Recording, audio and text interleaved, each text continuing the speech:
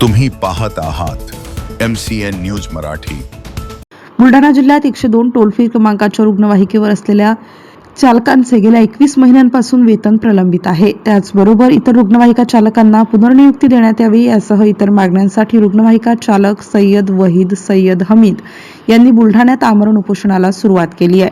त्यांच्या उपोषणाला जिल्ह्यातील चालकांनी पाठिंबा दिला असून जोपर्यंत मागण्या पूर्ण होत नाहीत तोपर्यंत उपोषण मागे घेणार नसल्याचा पवित्रा रुग्णवाहिका चालकाने घेतला आहे। MCN न्यूज मराठीकरिता शेख अजीज मोहम्मद, बुलढाणा।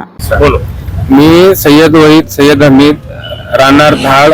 मी 15 ते 20 वर्षापासून ग्रामीण रुग्णालय धाळ येथे रुग्णवाहिका चालक म्हणून काम करत आहो आणि या 21 महिन्यापासून जिल्हा शल्य चिकित्सक यांच्याकडून आम्हाला मानधन न मिळाल्यामुळे आज रोजी आमरण उपोषणाला बसण्याची वेळ आलेली आहे आणि त्यांनी आम्हाला वेतन न देता 3-4 महिने झाले त्यांनी कामावरून आम्हाला कमी करण्यात आलेलं आहे।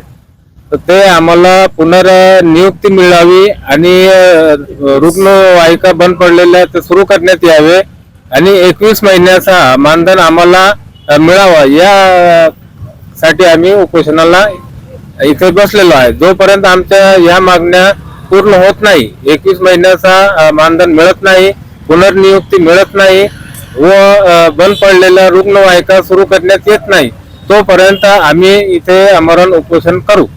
असे किती रुग्णवाहिका चालक आहे की त्यांना कामावर? आम्ही पूर्ण 15 रुग्णवाहिका वाहन चालक आहे बुलढाणा जिल्ह्याचे।